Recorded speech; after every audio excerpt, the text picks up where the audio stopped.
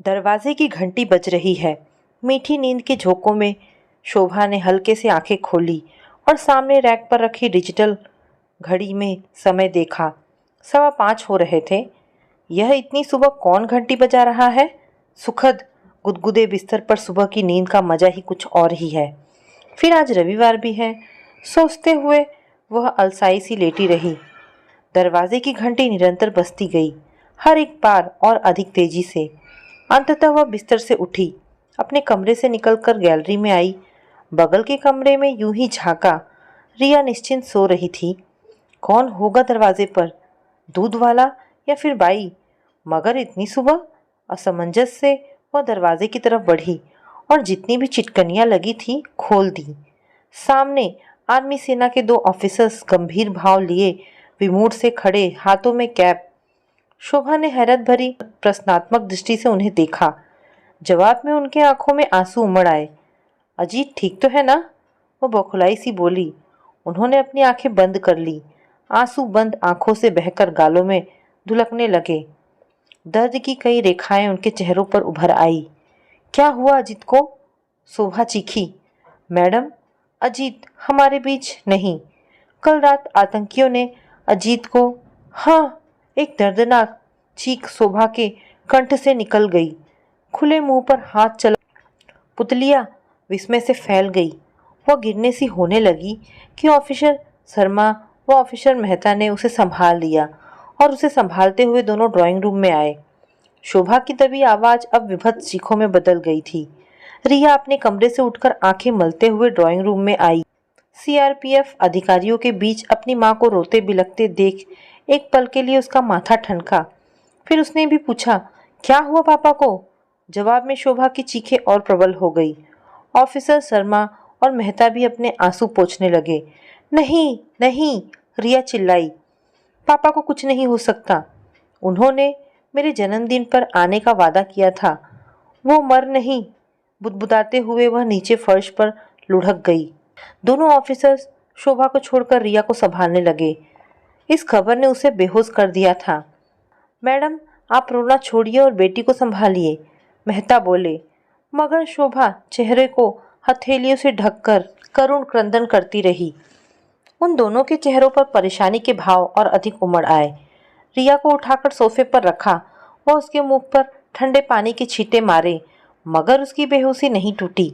तत्काल डॉक्टर को घर बुलाना पड़ गया। डॉक्टर ने रिया की पल्स देखी, ब्लड प्रेशर चेक किया, इंजेक्शन उसे लगाया। एक तरफ गुमसुम बैठी शोभा से बोला, आपकी भूमिका बहुत महत्वपूर्ण है। अपने गम को भुलाकर बेटी को संभालिए। पिता की मौत का गहरा सदमा लगा है उसे। किशोर अवस्था, ऐसे में अगर आपने भी उसे सहारा नहीं दिया तो। चेहरे से हथेलियां हटाकर शोभा ने रिया के सुंदर व मासूम चेहरे की तरफ देखा। बेहोशी में डूबी हुई उसकी लंबी व छरहरी देह। अजीत से उसे बहुत लगाव था।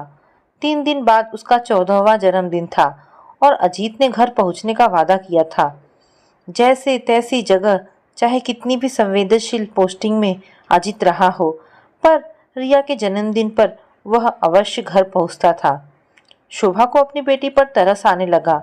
किशोर अवस्था की नादान आयु में ही पिता से वंचित हो गई। शोभा को अपनी किशोरावस्था का समय सहसा याद आ गया।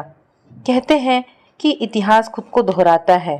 वह भी सिर्फ 13 साल की थी जब उसके पिता की बीमारी की वजह से मृत्यु हो गई थी। कैसा थरथराता प्रतीत हुआ था सब। पिता का वजूद बेटी के जीवन में सबसे सबल रिश्ता होता है। उसका जिंदगी से मिट जाना। खैर, उसके 2 बड़े भाई थे जिनका साया उसके लिए पिता से भी बढ़कर था। रिया का तो कोई भी नहीं, ना भाई ना बहन। ओह भगवान, सिहरते हुए शोभा ने रिया को भींच लिया। उसके स्वयं के लिए भी अब रिया के सिवाय कौन रह गया है? यहाँ रांची में आपके रिश्तेदार वगैरह कोई है? ऑफिसर शर्मा पूछ रहे थे। मेरे भाई व माँ यहाँ राजीव चौक में ही रहते हैं, मगर इस वक्त वे सभी केदारनाथ की तीर्थ यात्रा पर गए हुए हैं। परसों तक पहुँच जाएंगे। परसों यहाँ सभी को पहुँचना था, अजीत को भी। 3 दिन बाद रिया का जन्मदिन है। हताशा में वह फिर से विलाप करने लगी। नहीं नहीं मैडम, खुद को संभालिए। शर्मा ने उसे विलाप करने से रोका। रिया की खातिर खुद को संभालिए, ऑफिसर मेहता बोले। शोभा ने अन्य मनस्क हो एक पल उन्हें देखा, फिर रिया को और अपने आंसू पोंछने की चेष्टा की। स्थिति उसे पति की मौत पर रोने भी नहीं दे रही थी। बेटी के प्रति अपनी जिम्मेदारियों का बोझ एकाएक उसे बहुत अधिक भारी लगने लगा। पूरा दिन रिया सोफे पर बेहोश सी लेटी रही। ग्लूकोज उसे लगाना पड़ गया था। कितने ही लोग शोभा के पास अफसोस प्रकट करने आ रहे थे। किसने उन्हें खबर दी उसे नहीं मालूम। ऑफिसर किससे खाना बनवाकर उनके लिए लाए उसे कुछ मालूम नहीं। वह बस लगातार रिया के बगल में खामोश बैठी उसे चढ़ती ग्लूकोज की बोतल को निहारते हुए अजीत के संग बिताए दिनों की यादों में खोई रही।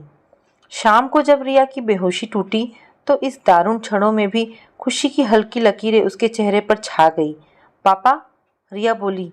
वह रिया का मनोबल बढ़ाने के उद्देश्य से बोली, तेरे पापा एक वीर व साहसी इंसान थे। उन्होंने सीमा पर आतंकवादियों का सामना करते हुए अपनी जान दी है। वो देश के लिए शहीद हुए हैं बेटा। लोग शहीदों की मौत पर गर्व किया करते हैं, अफसोस नहीं। कहते हुए वह उठी और रसोई में जाकर चाय बनाई, खुद भी पी और बेटी को भी पिलाई। चल उठ रिया, नहा धो ले, वह उसे पुचकारते हुए बोली। तेरे पापा को सुस्ती कभी पसंद नहीं आती थी। पापा का नाम सुनकर रिया उठ गई। दोनों माँ बेटी ने ब्रश किया, नहाए और कपड़े बदले। घर में एकाएक कुछ पलों के लिए सन्नाटा छा गया। अफसोस प्रकट करने वालों का तांता थम गया था। दोनों ऑफिसर न जाने कहाँ गायब हो गए थे। तेरे पापा का पूरे देश में गुणगान हो रहा होगा। खबरों में उनकी बहादुरी के विषय में बताया जा रहा होगा। गर्व कर तू खुद पर कि तू ऐसे पिता की संतान है। वो एक महान इंसान थे। तू बेटा अपने पिता की तरह बनने की कोशिश करना, बहादुर और निडर। रिया को प्रेरित करते हुए शोभा ने टीवी ऑन किया और खबरों वाला चैनल लगा दिया। अधिकतर खबरें अभी हाल में हुए चुनाव के ऊपर थी। फिर इधर उधर की कुछ अन्य सामान्य खबर बताई गई। अंत में खबर संवाददाता ने कमांडर अजीत वर्मा का नाम लिया तो शोभा और रिया के दिलों की धड़कनें बढ़ गई। एकटक स्क्रीन पर नजरें गड़ाए सुनने लगे। वर्दी पहने हुए अजीत की तस्वीर स्क्रीन पर उभरी तो शोभा व रिया की थमी सिसकियां एक बार फिर उमड़ गई। कमांडर अजीत वर्मा की कल रात अज्ञात कारणों से बड़े रहस्यमय तरीके से हत्या हो गई है। कहा जाता है कि आतंकवादी संगठन की एक महिला से उनके नाजायज संबंध थे। 2 साल से वो महिला कमांडर अजीत वर्मा की रखैल बनकर रह रही थी। शोभा व रिया ने एक दूसरे को अवाक से देखा। मुंह दोनों का आश्चर्य से फिर खुल गया। इतने में ऑफिसर शर्मा कहीं से कमरे में प्रविष्ट हुए। टीवी बंद करते हुए दुखी स्वर में बोले, क्यों सुन रहे हो यह खबर? मगर खबर संवाददाता का बोला वह वाक्य उसके कानों में पड़ गया। कहा जा रहा है कि कमांडर अजीत वर्मा से उस महिला को एक बच्चा भी है। शोभा ने अपना सिर पकड़ लिया। सभी कुछ साए साए करने लगा था। पति की मौत की खबर ने उसे इतना दहलाया नहीं था जितना कि इस खबर ने दहला दिया था। अजीत के किसी अन्य महिला से जिस्मानी संबंध, इतना ही नहीं उससे औलाद भी। इतना बड़ा विश्वासघात उसके साथ। शोभा को सहसा सभी कुछ अजनान व अजनबी प्रतीत होने लगा। यहाँ तक कि खुद का वजूद भी एक भ्रम लगने लगा। यह बात उसके सामने अब स्पष्ट थी कि अजीत केंद्रीय रिजर्व पुलिस कर्मचारियों की आतंकवादियों के साथ होती मुठभेड़ में नहीं मरा था, न वह देश के लिए शहीद हुआ था। एक आतंकवादी गिरोह की महिला से नाजायज संबंध होने के कारण किसी दूसरे आतंकवादी गुट ने आपसी रंजिश में उसकी जान ले ली थी। मेरे पापा के कोई और बच्चा नहीं है, सिर्फ मैं ही हूँ, कहते हुए रिया बिस्तर पर फिर लुढ़क गई। ऑफिसर शर्मा उसे फिर संभालने लगे थे। सभी कुछ इतना सहमा लग रहा था कि जैसे बम विस्फोट उनके घर में ही हुआ हो और वह सब वहां लाशें बन गए हों। ऑफिसर शर्मा अब शोभा से नजरें चुनाने लग गए थे।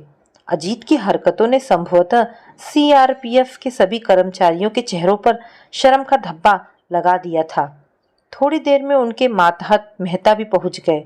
साथ में उनकी पत्नी भी थी। दोपहर का खाना रसोई में अभी अनछुआ पड़ा था और उनकी पत्नी फिर खाना बनाकर ले आई थी। एक प्लेट पर खाना परोसते हुए मिसेस मेहता बोली, शोभा जी कुछ खाइए, अभी बहुत कुछ आपको संभालना है। शोभा को लगा जैसे वह कह रही है कि अभी बहुत कुछ आपको और देखना है, ताकत रखिए झेलने की। मिसेस मेहता की जिद से शोभा ने थोड़ा सा दाल पी लिया, जबरन एक फुल्का भिंडी की सब्जी के साथ भी खा लिया। रिया ने कुछ भी खाने से स्पष्ट इनकार कर दिया। विस्फारित नजरों से वह सभी को देख रही थी। माँ से अधिक भौचक्की बेटी थी। रात तकरीबन 12 बजे एक गाड़ी घर के आगे रुकी। शोभा की माँ, भाई व उनकी पत्नियां घबराए हुए से घर में दाखिल हुई। बौखलाई नजर से उन सभी ने शोभा व रिया को देखा। ऑफिस के लोगों ने उन तक सूचना पहुंचा दी थी, जिससे वे अपनी तीर्थ यात्रा स्थगित करके आ गए थे। उनको देखकर शोभा की जान में जान आई। भाभियां रिया की तरफ बढ़ी, भाई व माँ शोभा की तरफ। माँ रोते हुए बोली, यह क्या हो गया शोभा, मेरी तरह तू भी विधवा। दोनों ऑफिसर्स व उनकी पत्नी अपने दायित्व को समझते हुए शोभा के पास ही थमे हुए थे। अब वहां परिवार के लोग पहुंच गए तो लगा कि एक राहत दल पीड़ित स्थान पर पहुंच गया है। उनकी जिम्मेदारी खत्म। उन्होंने वहां से विदा ली। एक दबी हुई खामोशी, एक असहजता वातावरण में। सभी लोग बुरी तरह चकित, अचंभित। शोभा का बड़ा भाई सुमित चुप्पी तोड़ते हुए बोला, हमें अजीत के विषय में सब कुछ पता चला। उस महिला से उसके संबंध, तुझे क्या कभी उस पर शक नहीं हुआ? पूछते हुए उसके चेहरे पर एक झुंझलाहट थी। शोभा ने इनकार में गर्दन हिलाई। छोटा भाई अभय बोला, कुछ तो कभी। पासीघाट से कभी कोई ऐसा फोन, या तूने कभी वहां फोन किया हो तो किसी औरत का स्वर? शोभा को सहसा ध्यान आया कि वह कभी खुद अजीत को फोन नहीं करती थी। अरुणाचल प्रदेश में वह लगभग 3 साल पहले पोस्टिंग हुआ था। हमेशा वह ही उन्हें फोन करता था। वह नियम उनके बीच हमेशा बना रहा था। जब भी उसकी संवेदनशील इलाकों में नियुक्ति होती थी, फोन हमेशा वह ही किया करता था। आज यहाँ कल वहाँ के चक्कर में उसके अते पते का तो शोभा को खास पता ही नहीं रहता था। समय कितना भी जटिल हो, बीत जाता है। अजीत का गोली दगा शरीर ताबूत में रांची पहुंचा। उसकी अंत्येष्टि हुई और अन्य धार्मिक रस्में भी। उस महिला माया से उसके कैसे ही संबंध रहे हो, मगर उसकी वैध पत्नी शोभा थी। कानून व समाज दोनों की नज़र में उसकी मौत का मुआवजा, पेंशन, संपत्ति आदि सभी पर सिर्फ शोभा का हक था। मगर लोग खुलकर उसे सांत्वना नहीं दे पा रहे थे। वह खुलकर रो भी नहीं पा रही थी। अजीत के माया से संबंधों की चर्चा उसके सभी परिचितों के बीच बड़ी जबरदस्त तरह से हो रही थी। उसका विद्यालय, जहां वह सामाजिक विज्ञान की शिक्षिका थी, के स्टाफ के लोग भी इस संदर्भ में परस्पर खुसुर-फुसुर करते थे। मीडिया ने काफी खुलकर इसका प्रचार कर दिया था। सभी की भेदती खामोश दृष्टि उससे पूछ रही थी कि क्या उसे अपने पति पर कभी शक नहीं हुआ? नहीं नहीं, उसे कभी अपने पति पर कोई शक नहीं हुआ।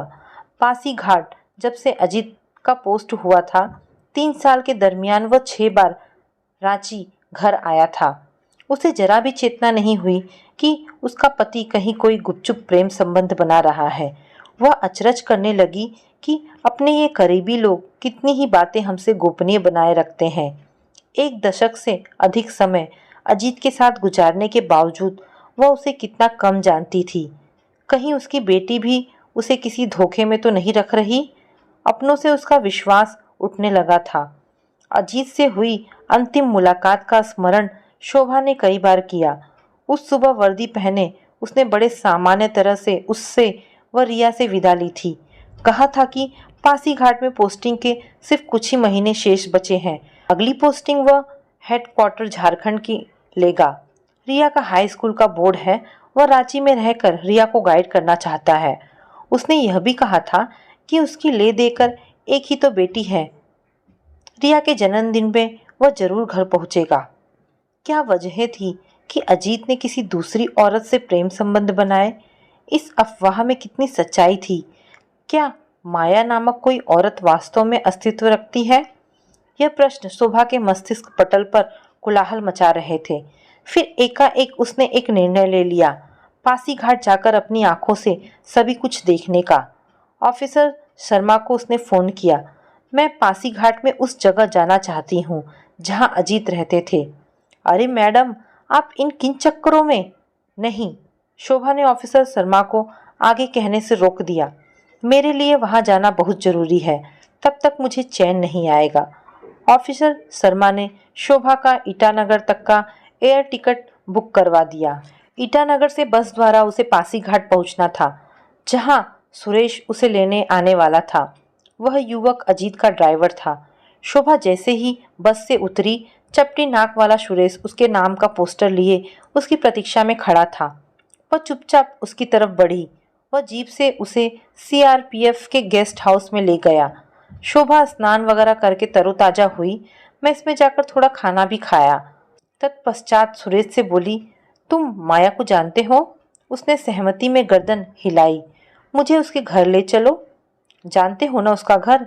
सहमति में गर्दन हिलाते हुए वह हल्के से बोला, जीप में बैठिए मैडम। जीप चलाते हुए वह बोला, बहुत दूर है साहब की उन घरवाली का घर, शहर के दूसरे कोने में। शोभा के दिल में हठात एक स्पंदन हुआ। सुरेश माया को अजीत की घरवाली मानता था। ओह, किस्मत क्या क्या दिन दिखाने थे। वह बुदबुदाई। फिर खामोश वह खिड़की से बाहर का नज़ारा देखने लगी। कितना भिन्न प्रतीत होता है अपने देश का यह भूभाग। यहाँ के लोग, भाषा, सब कुछ कितना अलग है। ऐसा लगता है जैसे हम किसी दूसरे द्वीप में पहुँच गए हों। एक कसक सी उसके दिल में उठने लगी थी कि वह कभी अजीत के जीवन काल में इधर क्यों नहीं आई। रांची में रहते हुए वह सोचा करती थी कि हिंदुस्तान बस उसके आसपास की दुनिया है, लेकिन नहीं, हिंदुस्तान में तिब्बत, मणिपुर, अरुणाचल प्रदेश ऐसे कई इलाके हैं जो आज भी देश की मुख्य धारा से एकदम विलग हैं। जीप शहर के भीड़ भड़क्के से दूर किसी ग्रामीण इलाके की सुनसान सड़कों पर दौड़ने लगी थी। सुरमय प्रकृति और सरसराती निस्तब्धता। शोभा विचारों की उधेड़बुन में थी कि एक सुंदर उपवन के बीच बनी कॉटेज के सामने सुरेश ने जीप रोक दी। शोभा ने कॉटेज को निहारा। हरे पेड़ों से घिरी छोटी सी कॉटेज सुंदरता का प्रतीक थी। एक अजनबीपन शोभा को डस गया।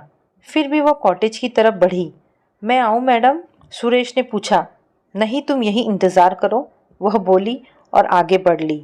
जिंदगी भी अजीब क्षणों को लेकर आती है। दरवाजे के पास वह काफ़ी देर तक खड़ी रही। हिम्मत ही नहीं हो रही थी कि खटखटाने की। अंदर से किसी शिशु के रोने की आवाज़ आ रही थी। इतनी दूर आकर वह माया से बिना मिले तो जाएगी नहीं। सोचते हुए उसने हल्के हाथों से दरवाज़ा थपथपाया। एक औरत ने दरवाज़ा खोला, गोदी में कुछ माह के शिशु को पकड़े। जैसे ही उस औरत ने शोभा को देखा, विस्मय के भाव उसके चेहरे पर प्रकट हुए। फिर एकाएक दरवाज़ा बंद करने लगी। शोभा ने तुरंत दरवाज़ा पकड़ लिया। उस औरत ने ज़्यादा जोर नहीं लगाया, बल्कि झिझक कर पीछे हट गई। शोभा दरवाज़ा धकेलकर अंदर दाखिल हो गई। सामने दीवार पर उसे अपनी सास की बड़ी सी फोटो टंगी नजर आई।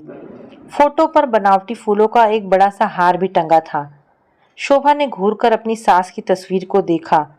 पिछले साल ही उसकी सास का देहांत हुआ था। उसने अपने घर में सास की कोई फोटो कभी नहीं टांगी। उसकी अपनी सास से ऐसे संबंध ही नहीं थे, मगर माया के घर में टंगी सास की मुस्कुराती तस्वीर माया से उनके संबंधों को बयां कर रही थी। शोभा ने कमरे में दृष्टि दौड़ाई। पूरा कमरा केन की वस्तुओं से सजा था। लकड़ी के कैबिनेट पर अजीत व माया की प्रेम मुद्राओं में खिंची तमाम तस्वीरें सजी थी। एक फोटो में अजीत, माया और उनका बच्चा, जो कि अजीत की गोद में था। यह फोटो एकदम नई होगी, क्योंकि बच्चा जो अब माया की गोदी में था मात्र 2-3 महीने का लग रहा था। रिया की भी फोटो लगी थी। वहाँ सभी के फोटो मौजूद थे, सिर्फ शोभा की छोड़कर। माया एक तरफ दूर खड़ी थी, गोदी में अपना बच्चा पकड़े। बैठो, शोभा ऐसे बोली जैसे वह उसका घर है और माया उसकी मेहमान हो। झिझकते हुए माया उसके सामने बैठ गई। काले रेशमी बाल, गोरा रंग। वह एक जवान व सुंदर औरत थी। मुश्किल से उसकी उम्र 25-26 की प्रतीत हो रही थी। शोभा पूरे 40 साल की थी। अजीत उससे सिर्फ 1 साल बड़ा था। एक लंबी सांस भरते हुए शोभा ने पूछा, तुम्हें मालूम है कि मैं कौन हूँ? हाँ, मैंने आपकी फ़ोटो देखी हुई है, वह सिर झुकाए हुए बोली। उसकी गोदी में बच्चा रोने लगा। वो अपना कुर्ता ऊपर करके उसे दूध पिलाने लगी। यह लड़का है? उसने पूछा। हाँ। कब हुआ? 3 महीने पहले। शोभा अनायास ही सोचने लगी। वह और अजीत हमेशा दूसरे बच्चे की चाह में रहते थे। कभी अजीत की संवेदनशील पोस्टिंग की वजह से उनके बीच बिछोह बना रहा था, तो कभी यूं ही। समय बीतता चला गया। रिया 14 साल की हो गई और वह 40 की, जहां औरत को गर्भ धारण करने से पहले काफी सोचना पड़ता है। माया धीरे से बोली, मुझे मालूम है कि आप यहाँ क्यों आई हैं। आप जानना चाहती हैं कि मेरे अजीत से संबंध। कहते हुए उसकी आंखें भर गई। शोभा को उस पल लगा कि अजीत केवल माया का ही मर्द था, उसका अपना कोई नहीं। वह बहुत अच्छे इंसान थे। वह रुधे स्वर में बोली, अच्छे इंसान। शोभा के जले दिल से कटाक्ष उभरा। एक बेवफा पति की पत्नी होने से बेहतर तो विधवा हो जाना है। आप उन्हें जैसा भी मानती हो, मगर वो मेरे लिए एक बहुत अच्छे इंसान थे, माया बोली। फिर एकदम तटस्थ भाव से अपनी कहानी सुनाने लगी। उसका परिवार आसाम व नागालैंड की सीमा पर दीमापुर जिले का रहने वाला था। पुलिस को उन पर शक था कि उनका संबंध डीएचटी डीमा हलीम डोगा आतंकवादी गिरोह से है, जिनका लक्ष्य जनजातियों के लिए एक अलग राज्य डिमार्जी बनाने का है। हम पहाड़ी गांव के लोग कहां से आतंक फैलाएंगे? आतंकवादी तो पाकिस्तान के आईएसआई के लोग हैं। पुलिस हम पर बेकार का शक करती है, माया अपनी कहानी सुनाते हुए बोली। एक शाम सुरक्षा दलों के जवानों ने उनके घर में आक्रमण किया कि उन्होंने अपने घर में आतंकवादियों को शरण दे रखी है। वे हमारे रिश्तेदार थे, मेरी बहन के ससुराल वाले। अगर आपके किसी रिश्तेदार के आईएसआई से संबंध है तो आपके उससे रिश्ते टूट तो नहीं जाएंगे? उसने शोभा से पूछा। शोभा के पास कोई जवाब नहीं था, मगर वो देख रही थी कि माया काफी अच्छी हिंदी बोल रही थी। अजीत से सीखी होगी। केवल शक की बुनियाद पर सुरक्षा कर्मचारियों ने उसके परिवार के सभी सदस्यों को मार दिया। एक केवल उसकी जान बच पाई थी, अजीत की वजह से। जब तक सुरक्षा दल के कर्मचारी रिवॉल्वर गोली उसके सीने में उतारते, अजीत अपने दल का प्रतिनिधित्व करते हुए वहां पहुंच गया। उसने उसे बचाया व बाद में सुरक्षा प्रदान की। उसका सारा परिवार उसकी आंखों के सामने जलकर भस्म हो गया था। दीमापुर में रहने से उसका मन घबराने लगा था। वह वहां अपनी सारी संपत्ति बेचकर पासीघाट आ गई और वहां कॉटेज लेकर रहने लगी। वह बहुत ही अच्छे थे, वह बहुत अच्छे थे, माया बार बार दोहराती जा रही थी। शोभा को समझने में देर नहीं लगी कि अजीत व उसके बीच मानवता का रिश्ता धीरे धीरे प्रेम में बदल सा गया था। कहानी खत्म होने के बाद उनके बीच एक सन्नाटा छा गया। अजीत के प्रति शोभा को और वितृष्णा होने लगी। उसने सिर्फ उसे ही धोखा नहीं दिया, बल्कि माया की मजबूरी का भी फायदा उठाया। मैं आपके लिए कुछ पीने के लिए लाती हूँ, माया बोली और अपनी गोदी के शिशु को सोफे पर लिटाकर चली गई। शोभा ने बच्चे को देखा। कहा जाता है कि जितनी भिन्न प्रकृति के गुणसूत्र आपस में टकराते हैं, उतनी सुंदर नस्ल पैदा होती है। शिशु विलक्षण सुंदर था। उसे देखकर कोई उसे बिना प्यार किए रह ही नहीं सकता था। वह यकायक रोने लगा। शोभा ने संभ्रम से इधर उधर देखा, फिर उसे गोद में उठा लिया। बच्चा खामोश होकर अपनी गहरी काली आंखों से उसे घूरने लगा, जैसे कुछ मनन कर रहा हो। ऐसे ही गहन विचार अजीत के चेहरे पर भी प्रकट हो जाते थे। शोभा सोचने लगी। माया चाय बनाकर ले आई। शोभा की गोद में अपना बच्चा देखकर एक पल के लिए ठिठकी, फिर थिठकी, फिर उसके चेहरे पर भीनी मुस्कान तैर गई। क्या नाम है इसका?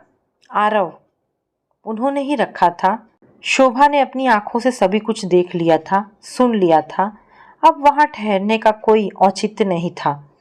जब वह उसके घर से बाहर निकलने लगी तो माया ने उसे रोककर कुछ चीजें पकड़ाई जो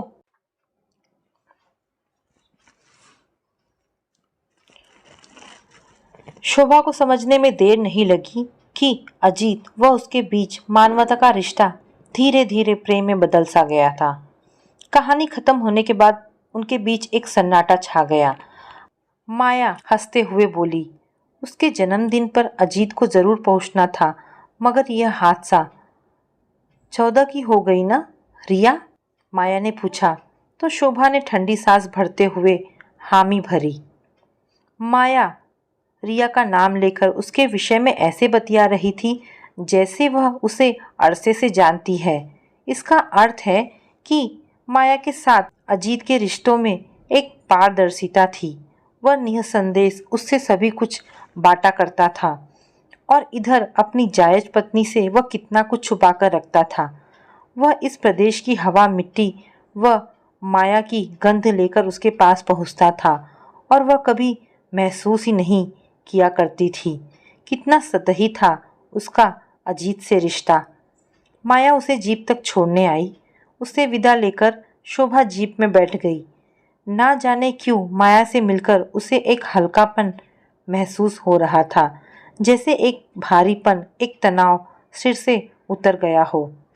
रांची लौटकर शोभा की ठहरी जिंदगी ने रफ्तार पकड़ ली। उसने अपने स्कूल जाना शुरू कर दिया था। रिया भी अपने स्कूल की पढ़ाई में तल्लीन हो गई। अजीत मर गया था, मगर वह केस थमा नहीं था। जांच पड़ताल चल रही थी। कुछ ना कुछ खबरों में उस केस से संबंधित आता रहता। अजीत के साथ उल्फा, डीएसटी, आतंकवादी गिरोह की चर्चा हो जाती। माया भी अफवाहों में उछल जाती। यह राष्ट्रीय मुद्दा बन गया था। शोभा के पास कोई चारा नहीं था, सिर्फ टीवी बंद कर देने के। वह अपनी जिंदगी को इन सभी से बहुत अधिक प्रभावित नहीं करना चाहती थी। लेकिन लगभग 2 माह बाद एक दिन माया को टीवी स्क्रीन पर देखकर शोभा चौंक गई। वह पुलिस हिरासत में थी। पुलिस के अनुसार वह पहले से ही आतंकवादी गिरोह से संबंध रखती थी, जिससे पुलिस उसके पीछे थी। फिर अभी हाल में उस अजीत के हत्यारों से बदला लेने के लिए कईयों को मौत के घाट उतार दिया था। कुछ निर्दोष जानें भी ले ली थी। उसके बच्चे की भी चर्चा होती कि उसे देखने वाला कोई नहीं है। वह अभी फिलहाल किसी बाल कल्याण संस्था के हवाले है। बाद में सरकार फैसला करेगी कि उसे कहाँ भेजा जाए। अकस्मात शोभा के सम्मुख उस मासूम बच्चे का चेहरा तैर गया। आरव, वह बुदबुदाई। अजीत ने उसके साथ छल किया था, चाहे परिस्थितियों वश या उसकी कुछ मजबूरियां हो। विश्वास व निष्ठा, विवाह के 2 अनिवार्य तत्वों का उसने हनन किया था। वैसे उम्र के इस मुकाम पर पहुंचकर वह समझने लगी थी कि चाहे कितना ही प्रयास कर लिया जाए, जीवन के प्रसंग व कार्यभार बिल्कुल सही, सटीक घटित हो यह संभव नहीं। घर बाहर व अपने परायों के बीच सामंजस्य बिठाते हुए कितनों का अनुचित व्यवहार हमें झेलना पड़ता है, कितने ही अन्याय हमें सहने पड़ते हैं, कितने समझौते व त्याग हमें करने पड़ते हैं। कई बार अपना वजूद भुलाकर दूसरों के लिए जीना पड़ता है। अगर वह अपने स्वर्गवासी पति को माफ कर दे, उसके बच्चे को एक स्थायी घर, यह उसका दिमाग क्या सोच रहा है? अन्य मनस्क सी वह फ्रिज की तरफ बढ़ी, पानी की बोतल निकालकर गिलास लबालब भरा और सोफे पर बैठकर ठंडे पानी के घूंट के साथ वह ठंडे दिमाग से वस्तु स्थिति पर मनन करने लगी। घर से कोसों दूर सीमा पर बसे अनजान कस्बों में अजीत का कार्यस्थल रहता था। कई बार जटिल नाजुक स्थितियों का उसे सामना करना पड़ता था। माया की मदद करते करते अगर उसका दिल फिसल गया तो कोई बहुत आश्चर्य की बात नहीं। आखिर एक साधारण इंसान ही तो था वह। यह भी हो सकता है कि माया ने खुद ही अपने को उसके सम्मुख समर्पित किया हो। फिर जान गंवाकर अजीत अपनी गलतियों की सजा भी भुगत चुका है। आज जिंदगी उससे कुछ मांग रही है, उसे पीछे नहीं हटना चाहिए। एक ठोस निर्णय लेते हुए शोभा सोफे पर से उठी। फोन के पास पहुंचकर ऑफिसर शर्मा का नंबर घुमाया। उसका स्वर सुनकर ऑफिसर शर्मा बोले, जी मैडम, मुझे अजीत के बच्चे की कस्टडी चाहिए। वह दृढ़ स्वर में बोली। कुछ पलों के लिए शर्मा खामोश बने रहे, फिर बोले, मिसेस वर्मा, आप ग्रेट हैं। एक बार फिर शोभा उन्हीं रास्तों से पासी घाट पहुंची। माया से मिलने जेल गई। इन 2 महीनों में वे एकदम पतली हो गई थी, मगर चेहरे पर वही कशिश अभी भी थी। इस बार शोभा ने उसे घूर कर देखा। ऐसा सुंदर व मासूम चेहरा, मगर सिर में घातक जुनून। वह बोली, मुझे फांसी लगे या आजीवन सजा हो, मुझे चिंता नहीं। मुझे बस इत्मीनान है कि मैंने अजीत को मारने वालों को मार गिराया है, बदला ले लिया है। शोभा ने जब उससे उसके बच्चे की कस्टडी की बात की तो उसकी आंखों में अकस्मात आंसू भर आए। कुर्ते की बाह से आंसू पोंछते हुए उसने सहमति में गर्दन हिला दी। उसे निहारते हुए शोभा सोचने लगी, क्या है मनुष्य हृदय भी।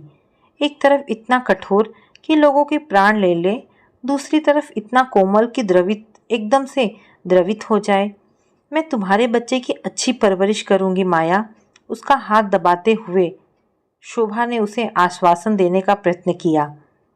माया के चेहरे पर एक फीकी हंसी बिखर गई। शोभा ने अपने स्कूल से एक लंबी छुट्टी ले ली। नई परिस्थितियां जो उत्पन्न हो गई थी, घर में एक अबोध शिशु आ गया था, उसे काफ़ी व्यवस्थाएं करनी थी। फिलहाल तो घर में बच्चे से संबंधित तमाम वस्तुएं बिखर गई थी। पालना, प्रैम, बोतलें, टेडी बियर्स। रिया छोटे भाई की देख रेख में शोभा का पूरा हाथ बटा रही थी। एक दोपहर शोभा आरव को बोतल से दूध पिला रही थी और रिया बगल में बैठी मंत्रमुग्ध उसे निहार रही थी।